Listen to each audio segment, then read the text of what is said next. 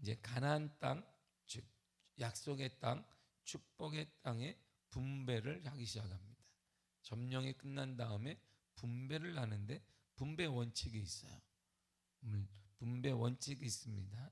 5절을 보겠습니다. 5절 시작.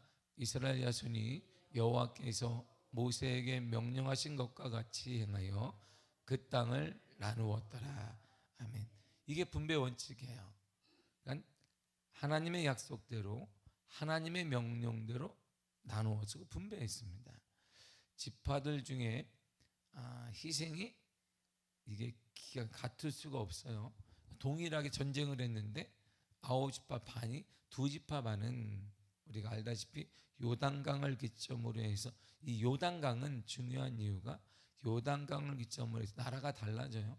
지금 현재 요르단과 이스라엘로 나누어지게 됩니다. 지금 요단강은 요단강 상류에 댐을 하나 만들어 놨기 때문에 이렇게 해서 마음먹을 준비 헐딱 뛰면 요단강을 뛸 수가 있어요. 그러니까 지금은 지류만 남아 있어요. 위에 큰 댐을 하나 만들어 이스라엘이 농사 이런 것 때문에 큰 댐을 만들어 놔서 그냥 졸졸졸도 흘러요. 그래서 이렇게 권사님들이 될지 몰라요. 한번 이렇게 마음먹을 때 해서 막딱 뛰어가면 요단강이 딱 건너져요. 예전과 다르죠. 기술이 발달해서 그런 거예요. 이 농경물을 쓰기 위해서 지금 현재 지류만 계속 쫙 흘러요. 요단강이다 그러면 어머 어디 갔지? 여기 요단강, 여기 요단강. 이 지금 이렇게 말랐단 말이에요. 근데 이 요단강을 이점으로 해서 요르단과 이스라엘이 나누어진단 말이에요. 그 요단강을 기점으로 해서 놀랍게 땅의 색깔이 달라져요. 그 안쪽에 지금을 하면 이스라엘 땅은 빨갛습니다. 그냥 딱 봐도 와 옥토예요, 옥토. 근데 이쪽은 사막이에요.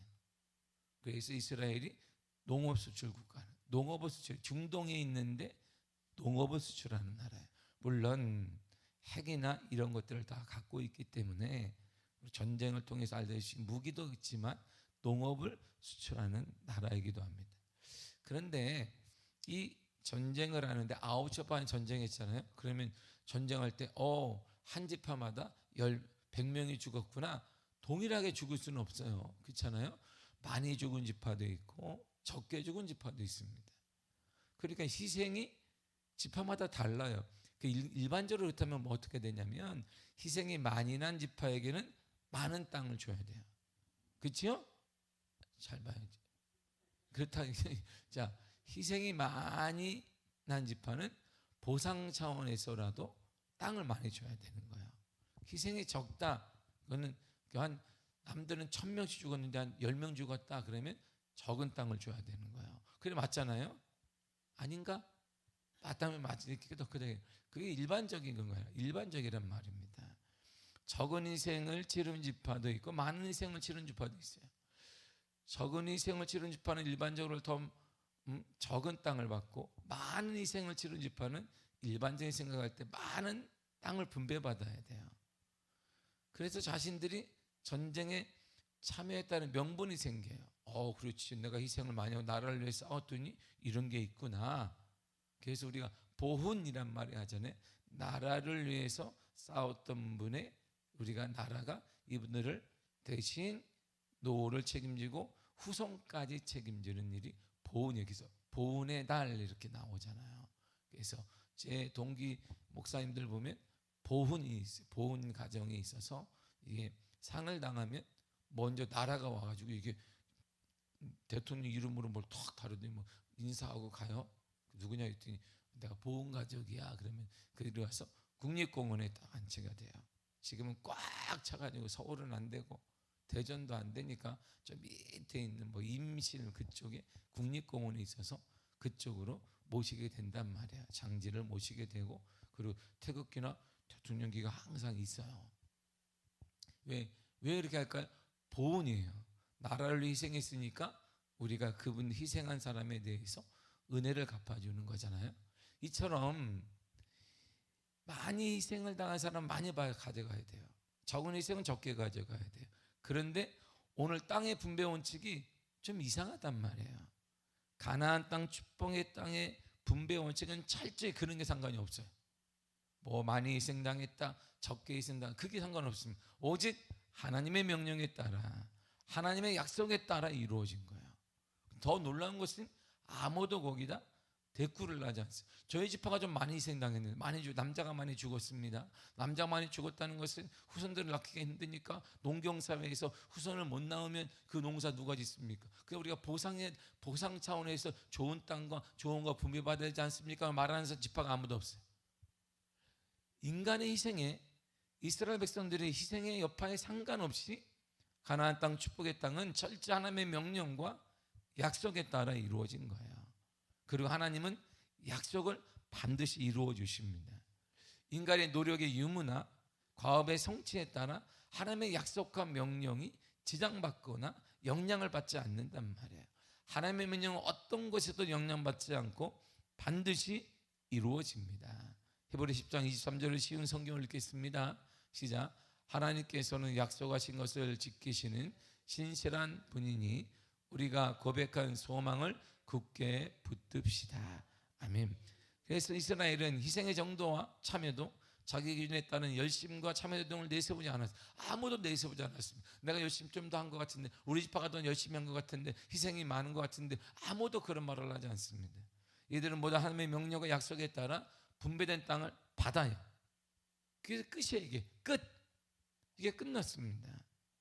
그러나 그래서 우리 하나님의 역사와 약속의 성취에서 인간의 노력과 모든 것들은 의미가 없다 이런 말이에요.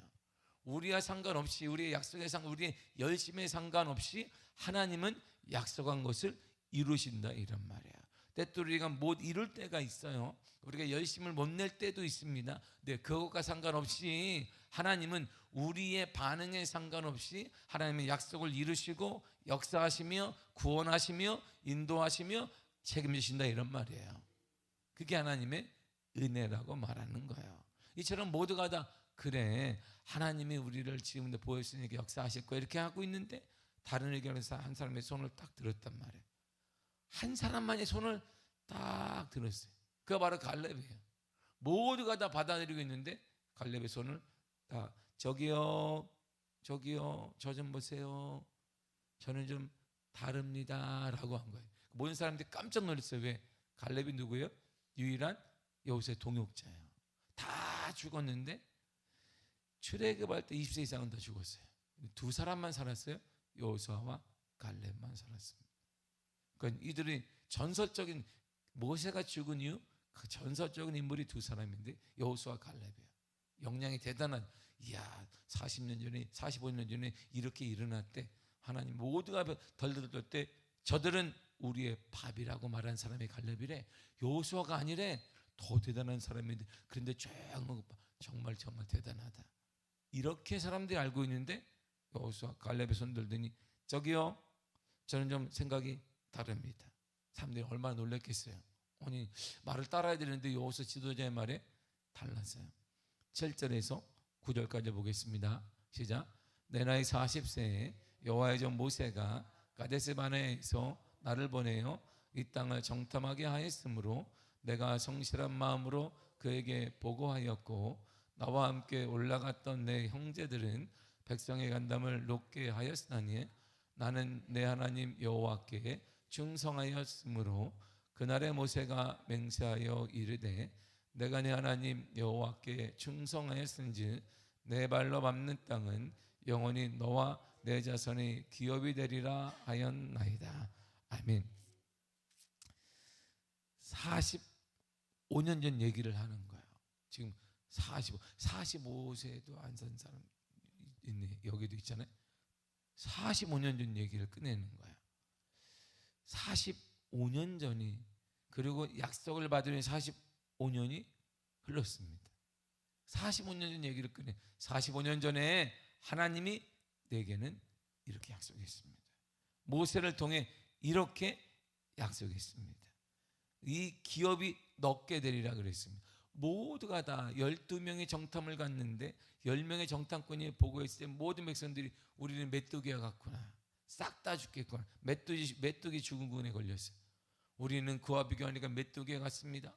그들이 얼마나 큰지 우리는 상대하셨습니다. 우리는 다 죽을 것입니다. 내가 이스라엘 백성들이 덜덜 떨고 있는데 그때 두 사람 여호수아 갈렙 두 사람만이 반대 의견을 했는데 반대 의견을 개진하는 사람은 여호수아가 아니라 갈렙이었어요. 내가 그 땅을 보니 하나님의 약속하신 땅이 맞고 그들은 우리의 저녁 식사거리가 될 것입니다. 밥이 될 것입니다 라고 말한 사람이 바로 여호수아가 아니라 갈렙이었어요. 그 말을 듣고 모세가 그 땅을 너에게 주리라 그랬단 말이에요. 그 약속을 받은 후 45년이 흘렀습니다. 갈렙이 85세가 되었어요. 40세에 왕성했는데 85세가 되었어요. 근데 참 옛날 사람 신기하네. 오늘처럼 비타민도 먹지 않고 고기도 안 먹었는데 모세는 120세에 눈도 흐리지 않고 건강했다고 그러고 85세 할아버지도 내가 그때나 지금에 똑같다 그래. 이야 할렐루야. 여러분 똑같기를 간절히 축복합니다. 또 우리 권사님들 똑같기를 바랍니다. 똑같이 건강하기를 바랍니다.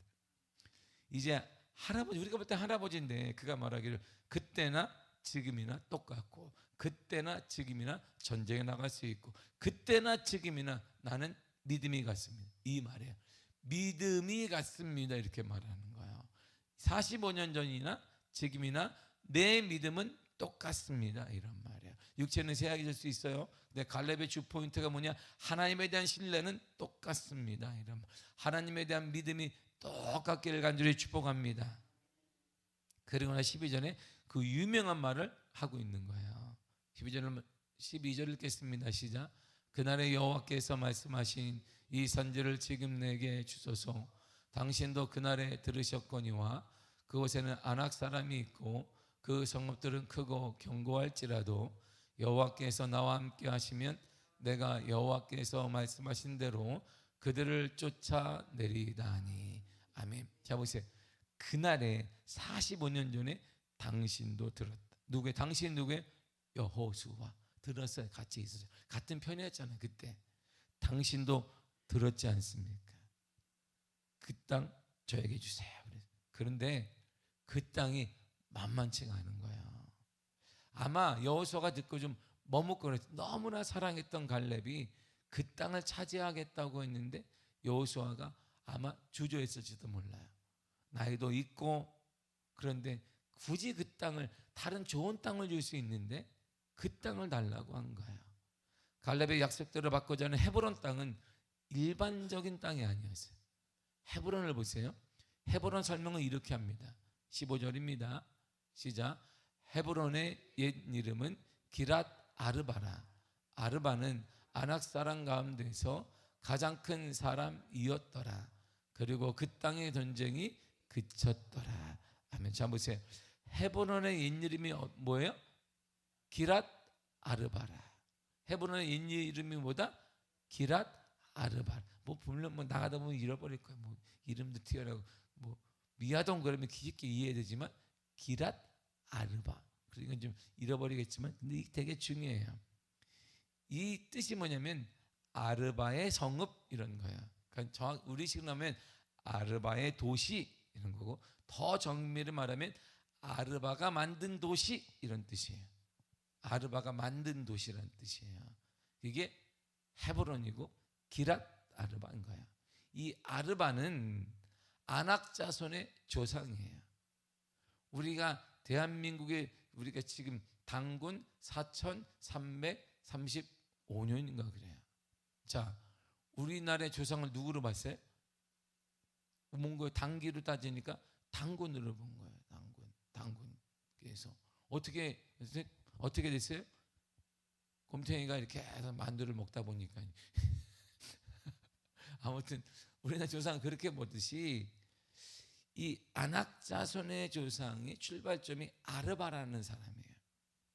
족장의 가장 위대한 영웅이 바로 아르바입니다. 그래서 각 지역에 제가 예전에 봉천동에 살았는데 거기에 강감창 공원이 지금도 있어요. 강감창 공원. 여러분은 모르시겠죠. 미화동 분들은 모르시겠지만 거기 가면 강감창 공원, 서울대 후문에 공원 하나가 있습니다. 그 이름이 강감창 공원이에요. 공원에 입구에 가면 강감찬이 이렇게 투구 쓰고 그 딱 말 탄 게 나와요. 강감찬 장군이거든요. 고구려 땅까지 막 이렇게 점령했던 강감찬 장군이 나오는데 그를 기념해서 만든, 왜 거기 있는지는 나 잘 모르겠어요. 뜬금없이. 아무튼 그래요. 그러니까 위대한, 가장 나라를 구한 사람, 그리고 세워준 거겠죠. 이처럼 아낙 자손의 조상이기도 하고 그 족속의 가장 위대한 영웅이 바로 아르바라는 사람이에요. 근데 오늘 본문은 뭐라냐면 아낙 사람 가운데 가장 큰 사람, 여기서 큰 사람은 키가 크다 그런 의미도 있는데 그거보다 능력이 위대하다 이런 뜻이에요. 대단히 위대한 사람이다 이런 뜻입니다. 그게 바로 아르바인데, 그래서 우리는 아낙 사람의 아비라고 사람들은 칭합니다. 그리고 자기 이름을 따서 도시들을 지었는데 그게 바로 기랏 아르바이고 지금의 헤브론이 된 거예요. 자기의 이름을 따서 도시를 지을 정도니까 얼마나 힘이 강성한지를 알 수 있어요. 저 미아동을 내가 안 되겠다, 내가 위대하니까 미아동을 탁균호의 성읍으로 하겠다 선포합니다. 그러면 사람들이 어떻게 할까요? 큰일 났네, 큰일 났어. 아이고 목사님이 이제 아이고 주야 이러겠지. 그럼 뭐 내가 구청장이 와서 이제부터 내가 구청장이기 때문에 누구누구의 도시로 하겠습니다. 그런 사람들 아이고 야 큰일 났구나, 우리 구청장 때문에 이게 구청이 큰일 나겠구나 걱정한단 말이에요. 그런데 이 아르바라는 사람은 자기 이름을 걸고 도시를 만들었는데 아무도 의견되지 하지 않았어요. 그 정도로 힘이 막강했고 위대했다 이런 말이에요. 그래서 처음에 기랏 아르바의 도시라고 했다가 후대에 가서 아르바가 점점 잊혀지니까 헤브론 이렇게 이름이 바뀐 거예요. 그러니까 그 땅에 누가 사느냐? 큰 사람, 위대한 사람, 전쟁에 능한 후손들이 헤브론 땅에 딱하니 버티고 있는 거예요. 그런데 갈렙이 그 땅을 달라고 하는 거예요. 여호수아가 사랑하는 갈렙이, 함께 신앙의 동지인 갈렙이 쉬운 땅도 많고 자신이 분배해줄 좋은 땅도 있는데 그가 그 땅을 요구했어요. 왜 그랬을까요? 갈렙의 헌신이나 위치나 여호수아의 관계를 고려했을 때, 그리고 갈렙의 나이를 고려하게 되면 비옥한 땅을 쉽게 달라고 해도 줄 수 있습니다. 왜? 그리고 아무도 아무도 반감을 사지 않을 거예요. 갈렙 정도라면 그 땅 가져야지. 갈렙의 신앙이라면 당연히 그래야지. 갈렙이 누구인데 당연히 그렇지. 이렇게 인정했을 것이에요. 근데 왜 갈렙은 쉬운 길을 포기하고 힘든 선택을 했을까요? 여기서 바로 갈렙의 신앙을 볼 수 있어요. 갈렙은 그 길이 쉽든 어렵든 중요한 게 아닙니다. 갈렙의 선택 기준은 딱 하나예요. 하나님의 약속, 하나님의 명령인 거야. 시대가 아무리 흘러서 만만하고 시대가 아무리 흘러서 어렵다, 그게 중요한 게 아니에요. 이 시대를 보세요. 옛날 시대와 달라요. 어려운 것도 많고 때로는 쉬운 것도 많고 점점 어려운 것이 많은데 이 어려운 것이 많기 때문에 신앙이 점점 쇠퇴해가고 있습니다. 그러나 모든 선택의 기준은 갈렙에게는 딱 하나입니다. 하나님의 말씀에 따라, 하나님의 약속에 따라 선택하며 살아가는 것입니다. 그는 하나님의 약속을 선택했습니다. 이것이 바로 갈렙의 신앙이에요. 쉬운 길도 있고 여러 다른 길도 있지만 예전에 45년 전에 하나님이 모세를 통해 약속하신 그 땅은 내 땅이니까 내가 받아야 된다라고 생각했던 것이에요. 거기엔 아무리 큰 아낙 자손이 있다 할지라도 하나님이 약속하셨기 때문에 내 선택의 기준은 여전히 하나님의 약속과 하나님의 명령이 되는 거예요. 믿음의 사람의 선택은 철저히 하나님의 약속, 하나님의 말씀에 근거를 두어야 된다 이런 말입니다. 환경이 아니고 돈에 따라 움직이는 것도 아니고 사람에 따라, 성공에 따라, 당장의 이익에 따라 움직이는 게 아닙니다. 무조건 하나님의 약속에 따라 선택하며 사는 사람, 바로 그 사람이 그리스도인이 되는 거예요. 우리 인생에서 가장 중요한 선택은 하나님의 말씀대로 선택하는 것이고 하나님의 말씀에 따라 살아가는 것입니다. 때론 사람이 다수의 길을 갈지라도, 큰 길고 넓은 길을 간다 할지라도 하나님이 명령하신 길이 아니라면 우리는 믿음으로 끊고 좁은 길을 할지라도 그 길을 걸어가야 되는 거야. 그때 하나님이 일하시고 하나님이 위로하시고 역사하여 주시는 것입니다. 사랑하는 성도 여러분, 인생은 선택입니다. 모든 것이 선택이에요. 아침에 무엇을 할지, 무엇을 먹을 것부터 선택을 하고, 그리고 오늘 아침에 뭘 바랄지부터 선택을 하고, 새벽에는 나갈 것인지 안 나갈지 선택하며, 오늘 새벽에 나오는데 장갑을 낄 것인지 안 낄 것인지도 선택하고, 기마개를 할 것인지 알 것인지 선택도 해야 되는 것이에요. 제가 화요일 날 기마개를 만지작거리면서, 내가 목양실에 있으면 목양실이 추워요. 제가 웬만하면 에어컨이나 히팅은 손님들이 모이지 않고는 안 틀어요. 어느 정도 내 기준이 있어요. 이 주위에 누구가 손님이 오면 틀어준다. 그래서 에어컨도 잘 안 튼단 말이에요. 그래서 제가 기마개를 하고 내려가야 되나 생각을 많이, 기마개를 해야 되나. 그래서 기마개를 좀 이르다 해서 장갑을 딱 끼고 내려갔죠. 장갑을 끼고 노란 항상 입는 두꺼운 걸 딱 입고, 우리 바지를 입으면 우리 둘째가 아빠 바지 굽고 싶어. 왜냐면 바지가 시장에서 일하시는 분들 바지를 내가 두꺼운 하나 샀어요. 아주 얼마나 두꺼운 땀이나 그 바지를 혼자 있을 때 제가 그걸 딱 입고 내려가요. 지금 이렇게 입다가 제가 올라가면 집으로 가서 제가 바지를 환복을 해요. 환복.